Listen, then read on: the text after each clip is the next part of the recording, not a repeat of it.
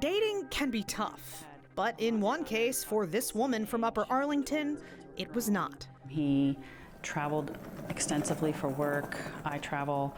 We had much in common. We felt like our lives were very similar.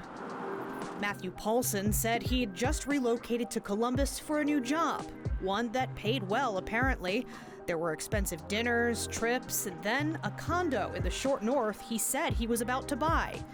That was right about the time things were definitely not adding up. A lot of things didn't make sense. I started asking a lot of questions. He was having to come up with stories to cover one story over another story. The relationship ended when she thought they were going on vacation in August. The day that I was flying in, I got some text messages that his had a family emergency with his mother. He was going to have to jump on a plane and go back to Chicago. Those texts came the day after he'd left Columbus with her luggage, laptop, and jewelry. That was the last she'd hear from him. I have not gotten my stuff back. But it wasn't the last she'd hear about him. I have learned that he's been doing this for 20-some years. Once she learned his real name, Matthew Person, the floodgates opened to a wealth of information, including a hefty collection of mugshots and ex-girlfriends. I spoke with two other women with similar stories, including Bridget Anderson. And he has this saying, which is so cheesy, and I think I might have, like, you're my last first kiss. And he uses that with everybody. The Chicago area teacher dated Person in 2018 and was happy to go public. She told me Person convinced her to sell her house and buy a new one with him. Unbeknownst to me, when my house was closing, he called the title company and tried to have the money transferred into my new bank account, which was his bank account. And we're talking almost $700,000. Anderson says that wasn't even the final straw. And it took him being led out of your house in handcuffs for you to be able to walk away. Mm-hmm. And even then, believe it or not, it was hard with all that evidence.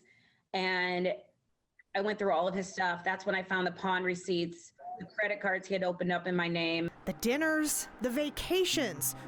Who was footing the bills? I think that there'd be no reason you'd have charges on your card for Bridget or her kids, flights to and from Florida. I have to go back and look, but I don't believe so. Then they should have been taken out of my paycheck. These are Bedford Park, Illinois police officers interviewing Person after they arrested him at Anderson's home in 2018. The police report mentions another girlfriend Person was dating at the same time as Anderson and accuses him of racking up personal charges on a company credit card. The total that they've given us for what you charged, $83,000. $83,000. That's ridiculous. That's why we're talking about That's absolutely ridiculous. I mean, I thought even just $83,000 was all my, there's no way, I mean. The criminal charges never stuck in Bedford Park, but elsewhere they have. Through public records and local media reports, I confirmed criminal charges or ongoing investigations in Illinois, Ohio, South Carolina, Tennessee, Texas, and most recently, Atlanta, Georgia. That is where he was arrested right after the Upper Arlington woman last heard from him. The police report says Person was caught trying to steal a car from a Jaguar dealership. He's still in jail there, being held without bond. The Atlanta Police Department let the Upper Arlington victim know she's welcome to come to their evidence room to get her suitcase back. Until you start listening to your gut and understanding that, you know, what doesn't feel right, you need to know it doesn't feel right for a reason.